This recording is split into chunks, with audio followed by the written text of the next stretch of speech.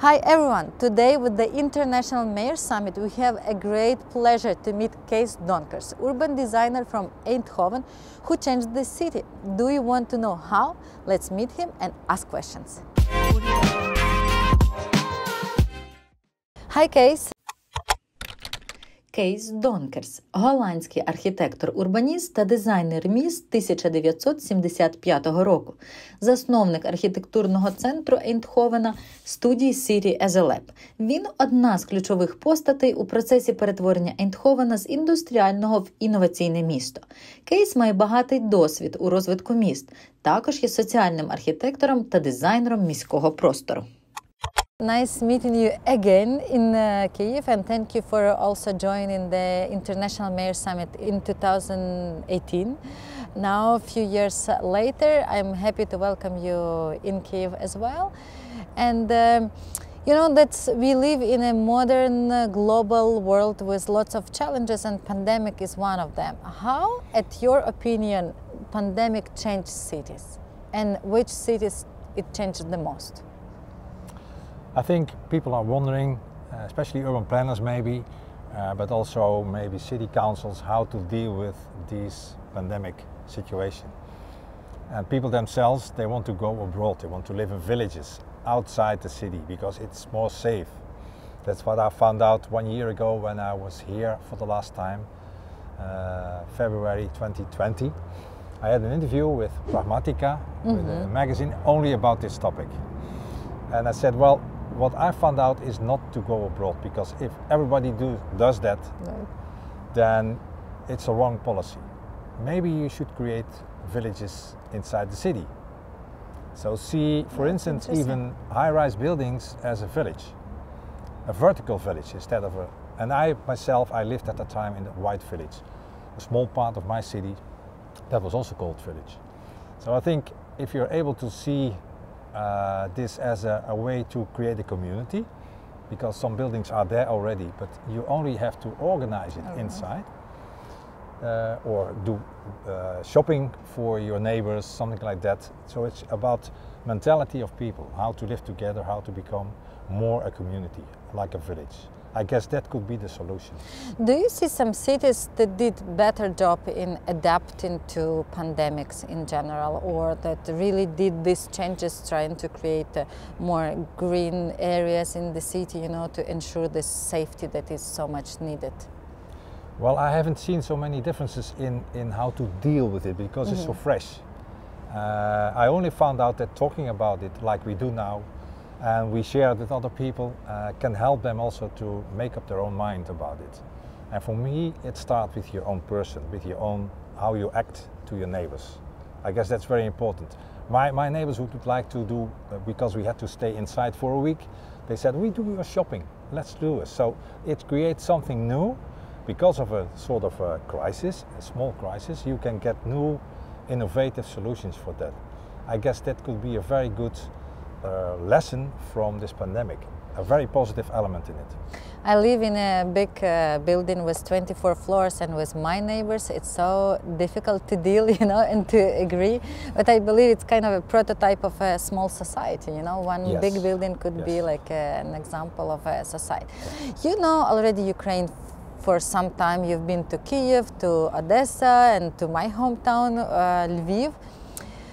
What you like here and what you think should be changed? Because I believe we live in a reality that some things look strange or ridiculous or ugly, but we already don't see because we are accustomed to this every day. But you being from outside, you might have another view. So what seems nice to you and what would you change? What is nice to me is, for instance, the place where we are now.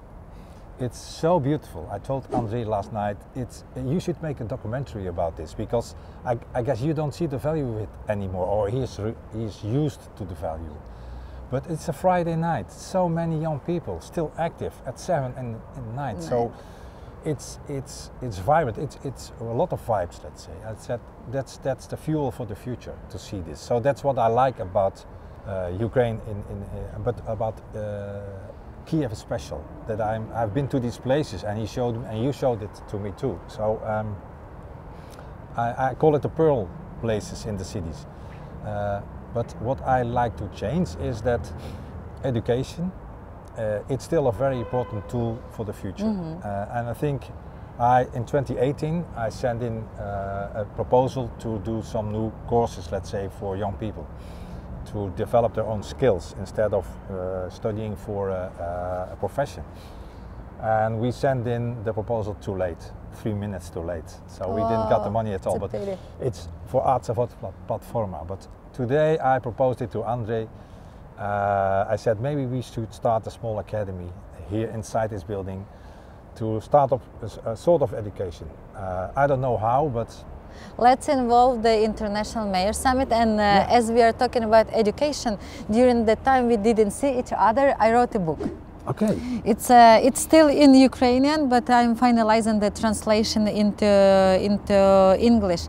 It's called City is Me. Basically, the city has not only the mayor, but me as a citizen, all of the people, and it's also about the responsible citizens, how to economize water, how to do the waste management.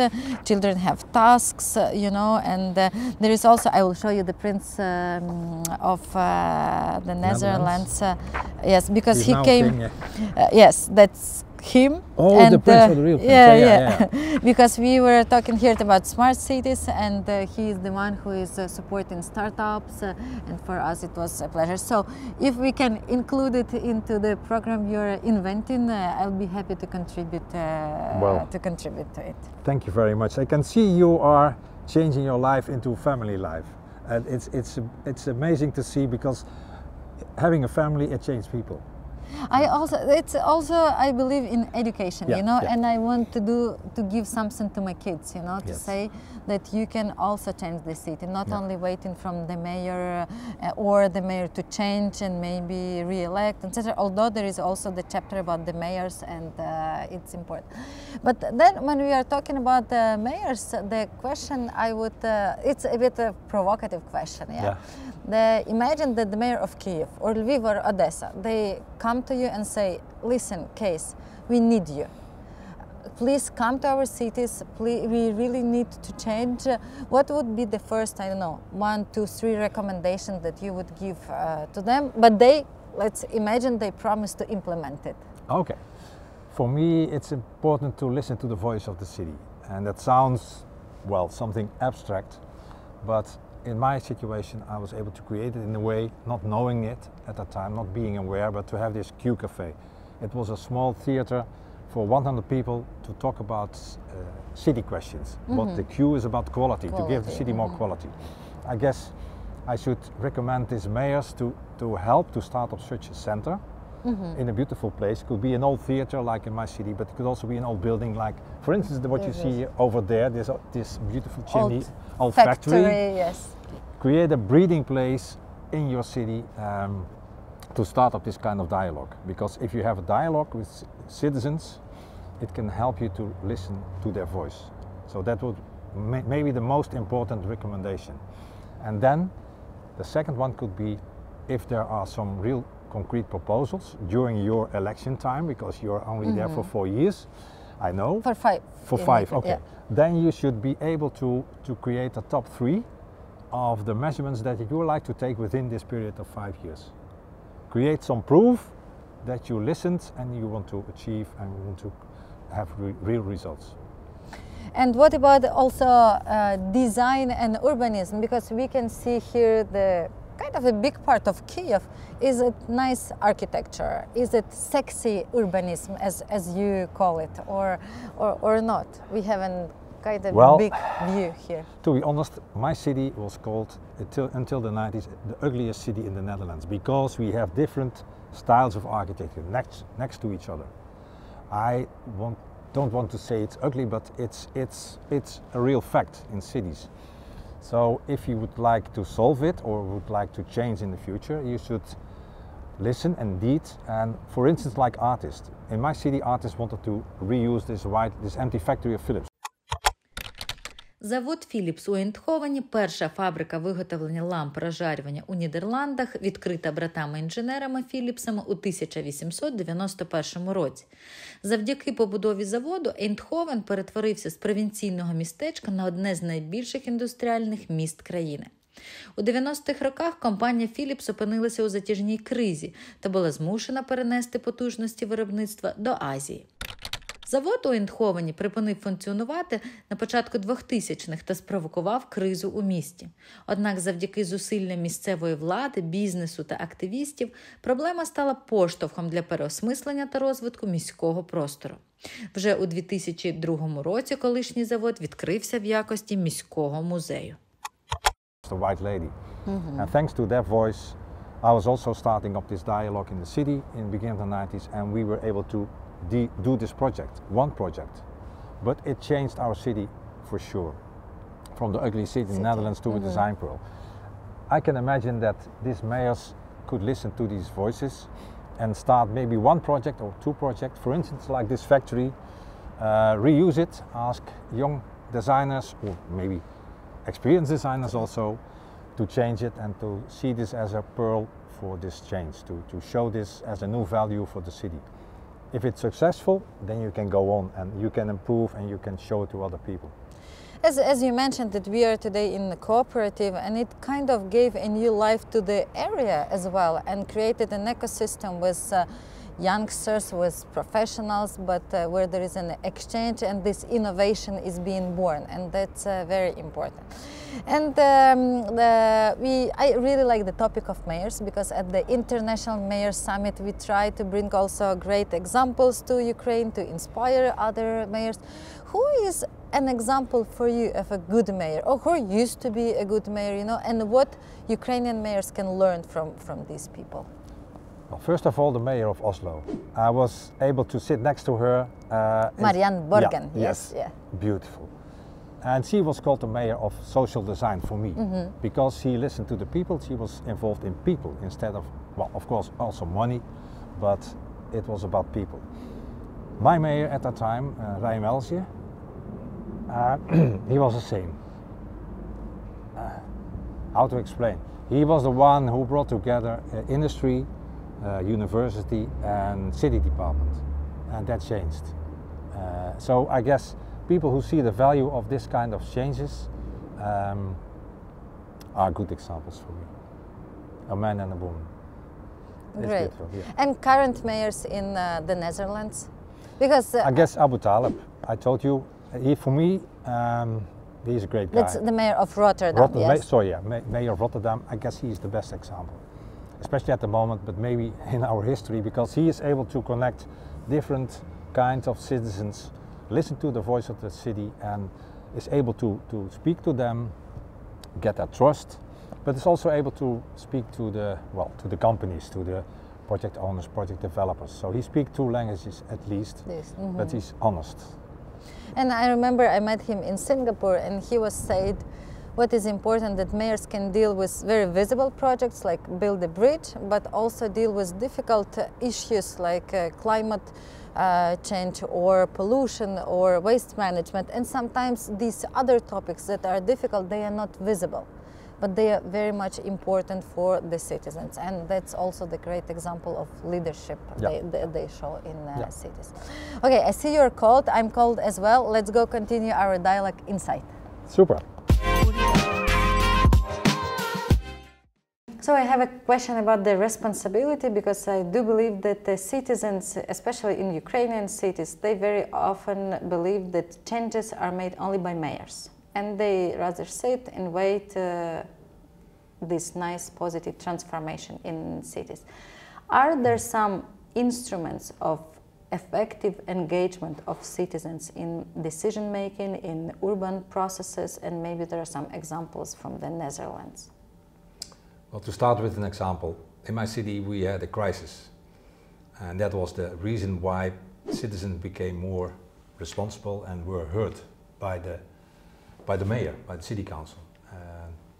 Philips left the city because of lower cost countries. He went to China, to Korea, and we were in a crisis, and then there was a mayor. Indeed, he decided, a new mayor, he decided to collaborate to fight this crisis and collaborate between three partners: business, university, city department.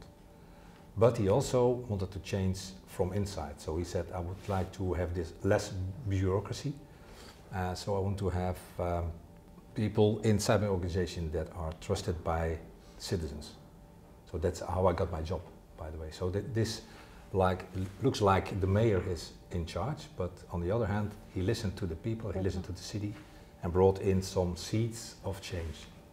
So one of the elements is this triangle you mentioned. Yeah. Yes, university, city department, and Business. And business. Yeah. It's interesting because Philips is it's kind of already it's a known story and the role in Ейндховена. Was the transformation difficult, and what made the success? That I remember in one of your interview you said that it was recognized once even one of the ugliest cities, but yeah. now it's the icon of design. How it happened? What was the most important factor or factors in general? When Philips left, we were sitting with 5 huge sites of empty factories. The city didn't know what to do with it. Philips even didn't know what to do with it. They want to sell and want to build offices. So, but that's when the mayor or the city council listened to the city, and there were artists that wanted to change this white lady, this first building of Philips, into 20,000 square meters of ateliers. But we had a public discussion, Q Cafe, Q about quality cafe in a small mood, small situation in an old theater, to discuss this topic. And there were as many necktie people from building companies as t-shirts from artists. And there was a beautiful group of people very much involved to discuss this. And this, it was more or less the key to the solution, because the city council didn't want to change anything without the citizens, let's say so. And we had a sort of a voice having this kind of discussion that the city council could hear, could listen to. And that's, I guess, what changed at that time. It was starting by coincidence, but well, it was my first act on the city level, let's say, but it was more that we brought people together to discuss, like the mayor did, bringing 3 partners together. We were able to discuss this with the whole city. People could come for free, no payment at all. So this discussion, this dialogue, more or less contribute to this change. And is it still the case if today you as a citizen of Ейндховена want to have some advice to the local authorities, or say, listen, this or that should be changed, or have this or that problem, how you can address the local governance? Well, it changed a lot. Nowadays it's completely different. It was at that time we had a crisis, so everybody was awake, mobilized, mobilized, and now it's completely different. Maybe this COVID also can change, but I guess there's not such a crisis as at that time. So the energy is not there anymore. Maybe unfortunately, but we were able to start up this change, and we are indeed now known as design capital, more or less, of the country. And that gives us new power to go on in this change. But if you go now to the city, you see beautiful different territories on former industrial sites that speak the same language of modern city, high density modern city. And I guess other cities and other countries can learn from this. So that's why I'm happy to be here to tell you this story and to tell the audience also to learn from other cities. What is the impact of Design Week for Ейндховена and for cities in general? Why should we care about design? We have old factories, old infrastructure, it's not that attractive. Some cities are showing great results, they are transforming, but the others are really lagging behind. Why it's happening, and why some are not willing to change or to learn from each other? And what do they lose with that? Well, Design Week is only a yearly sort of a sense in the city, a sensor to hear and to listen to what young people think about the future. Голландський тиждень дизайну Dutch Design Week – найповажніша подія в галузі дизайну в Північній Європі, що відбувається в Ейндховені та є найпрогресивнішою у світі лабораторією сучасного дизайну. Саме тут митці презентують свої інноваційні ідеї й проекти. Щороку його відвідують понад 350 тисяч любителів прекрасного та незвичного. And that's why I always say young students are my tutors, are my professors, because they teach me about their ideas about the future. And hearing that the voice of the youth, let's say, is the voice of the future, and that's what people like. So you need a school or a university, but also a yearly presentation of graduation work, because they focus on graduating, let's say, but they also show their own ideas in their final project. So it's very important to listen to that, and some of them, let's say, you can choose the top 10 or the top 5 during this week and decide how you get influenced by that. And that's what I like about it. So it's not about the design week, because that's more or less the format that we developed step by step. It's more to listen to the younger generation, to learn about future. And what are the cities that you admire in terms of design and friendliness also? Because Ukrainian cities, they are not that much human-centric, and then I will mention later in the one event that I attended yesterday about accessibility and inclusiveness. But what are for you the cities in the world, in different countries, that inspires you? It could be this example of design and human-centric cities. Well, I feel my city and myself very much connected to, for instance, in the Netherlands, to Rotterdam. Rotterdam is an innovative city. It's because of this aspect that it's innovative, also forced by the end of the war, demolished part of the city, so they had to create a new city. And also they have a big port. They have a big port. They want to change the port. That was my first job in 1977, to start changing in the port, to build housing, let's say. But another city for me is, for instance, Berlin. It's a historical city, but it's also open and innovative to a young generation. They create a lot of things, maybe because of the wall, for a new generation, let's say. It's visible. It's about related to art. It's related to innovation. And for me also New York is it, because it's the bigger one, of course. But it's also about innovation. It's about not the same as Amsterdam. It's a new city, and I like the way people behave and the people think and present themselves as a part of the city. At the level of the EU, there is a award called EU Access City Award about those cities that are accessible, inclusive, and it's very important. In Ukraine, we have this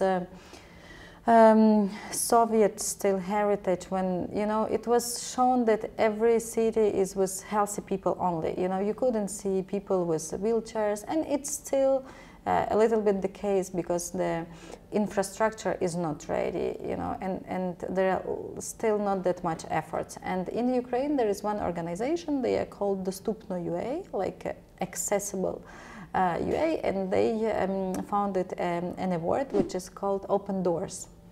And that's for business initiatives and different organizations. They show the example of being accessible. They invest in making it easy for everyone.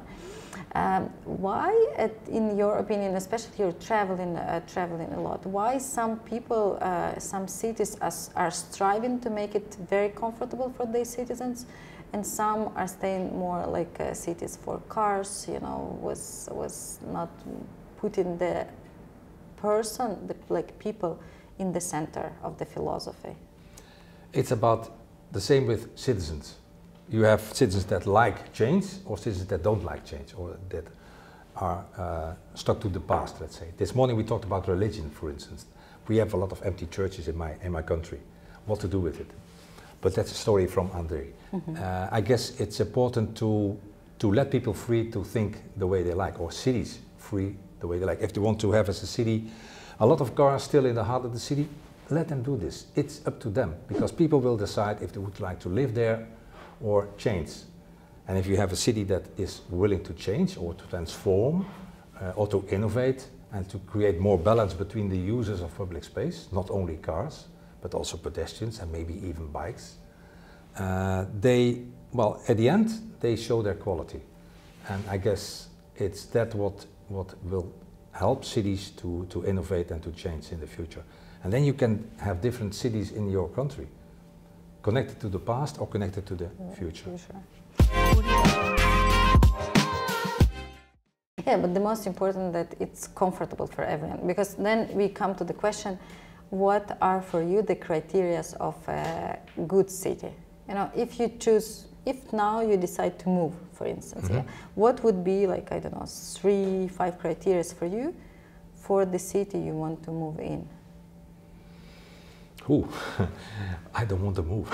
I love my city. I just moved from after 42 years from a row house into an apartment. So, but I want to stay and live in my city, and that's what André told me. He wants to stay in Kiev because he told me Kiev is my city. I live here. I love this city. I want to stay here. But if I would like to move, I should say I would like to go to a city that's innovative. For instance, if you compare Amsterdam with Rotterdam, Rotterdam is innovative, Amsterdam is historical. I love Rotterdam so much more than Amsterdam. Although other students go to Amsterdam because it's, well, the capital city, there's a lot of fun, all these kind of aspects. For me, it's about innovation. If people are ready to innovate, to change, that's for me important. It's really about not only the physical infrastructure, but the environment that inspires, that make you move forward, progress. That's really important. You know, I understood that criteria are different in different periods of our lives, because now having kids, for me it's also like safety and good education. That's also like and healthcare. It's also important. It's not only about beautiful buildings. You know, I'm from Lviv, and it's a nice historical city, yes, but I also choose to stay in Kiev because of maybe better spheres of in some directions and better results. Okay, also we talk about mayors and cities and citizens, and one of your quote that I read in one of your interviews was that we used the planet and nature for free without feeling the responsibility. And that's really critical. It becomes critical now because even recently there was this big UN conference, COP26, about climate change, and we understand that it's not easy even to have all the commitments to implement all the commitments in the level of cities and states, but how we as citizens can become more aware of the fact that it's not the city and nature that owe to us, but we also owe to them, and we need to preserve the environment. Because I believe it's not still clear to everyone, and not everyone feels responsible. Well, that's what I found out having this yearly Dutch Design Week. The last 10 years, the results changed radically. Let's say 10 years ago, 80% of students graduated on product design, on aesthetics. And nowadays 80% are graduating on social design, on nature, on climate change, on all these topics, even about textiles, new textures, new elements, and they are aware of the changing situation. So that's why I call students my professors, because they tell me about their ideas about the future, because 80% of their lives is future. For me, it's, let's say, 20%. So they are my professors, and I only can tell them about my experience about the past.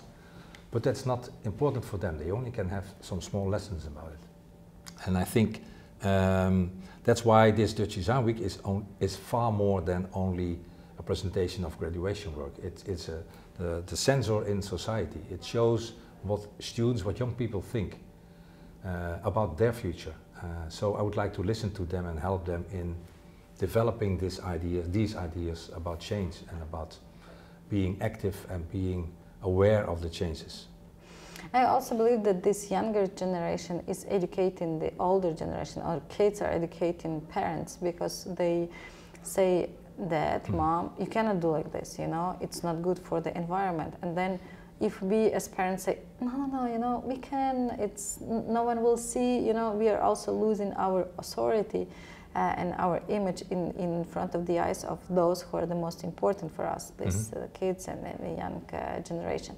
But do you believe that maybe some campaigns or leadership also of the mayors could help to really preserve the environment? We invited the mayor of Tirana in Albania for the mayor summit, and he said that they have a campaign to plant 1 million trees by 2030, you know, and it's also in the city, and it's also an example of how to engage citizens and show by example, basically.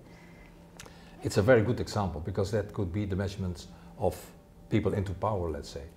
It happened in my city too, and when I started to work for my city in 1994, we had to change use of public space in the heart of the city. Instead of white cars let's say, we had a more balanced use with pedestrians and bicycles and public transport and cars. And now, 5 years ago, it changed again. So after my career, I went to pension in 2015, they are again changing it. Less cars even, and more green. Green, not only trees, but also, let's say, parks in the street. So a zone of 3 meters wide, to only grass or green or beautiful, or it changed so beautifully. So this kind of change is done by the city. And it looks a bit small, but it's very important to see that city listen to what's going on, and they take their measurements in public space. And I guess that's a good example to show what can be done not only by a new generation with ideas or visions on the future, but also on practical issues in the city. Yes, because here people are afraid that if we do more public spaces, then the traffic will be bigger and there will not be the possibility of moving around the city. But there is already a critical problem of mobility, yes, and sometimes diminishing possibilities for cars, and developing the public transport could be the better option for the city than... I think so too, but I know it's very hard for you, because your climate is different from the Dutch climate, and you have hills, so not always bikes are the answer to this. But what we did is building more ring roads, let's say, and having a transferia, so you can change your car and move into very fast public transport, let's say, and that could also be a solution. But I know for businessmen or businesswomen, it's so important to get fast to your goal. But in the end, if you have to stay in the queue, it's also not fast. So if you were able to have 3 lines for transport, public transport, to go faster than the cars, then that happened in my city in 1994. You can see, you are wondering, what is time? What costs time for me? If I have to wait 1 hour in a car, or could be in 15 minutes by public transport. Transport, exactly. Then it sounds there, rings a bell, and people think, well, maybe I should change it. I put my car in a public parking at the edge of the city. And one more question, which is like financial question. People and in Ukraine in particular complain that big transformational projects in city, they require big financial resources. Is it true? And if maybe you have also some ideas or on creative ways of finance project, because you also mentioned business in this triangle. Can they co-finance? Can they be responsible? Are there some models of really financing and supporting great transformational projects in cities?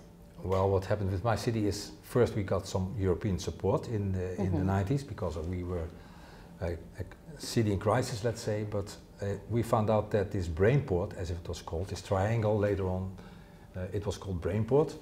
It brought our city a lot of new technology, new industry. For instance, the tiny elements in your cell phone are produced in our city now, and it's called the new Philips, ASML.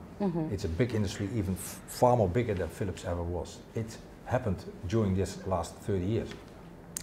So this new industry changed the identity of the city also. So we have a lot of this kind of involvement of industry, it gave us a new identity, so that's why the city is attractive again for this new industry. But on the other hand, this Brainport, it got a lot of money also from the city, without the other two partners. So without the university, without the city department. So I had my job since 2000 to be the connecting coordinator between the city department and university. But I went many times to this Brainport. I never got any money at all.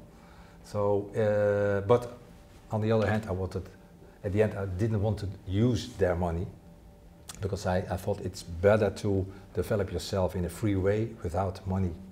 And that's maybe even better. But it shows that Brainport it's focusing on companies, on industry. So it's a very more or less independent partner in the whole triangle now. But they were willing to kind of contribute to the city development. They do, of course, but it's more or less an independent partner. At that time we needed this triangle because we were in crisis, but now it's again normal. We don't need this cooperation anymore. It's far more independent now. It's about industry. Kees, it's a huge pleasure, and I hope that Ukrainian cities will call you the next days to come, and invite you to consult them, because I believe that your ideas and your experience are very important, and it could help to change Ukrainian cities. So thank you for coming to Ukraine. Thank you for the interview, and I wish us to see each other more often and to contribute to make cities better. I would love to join all your ideas too. Great, thank you.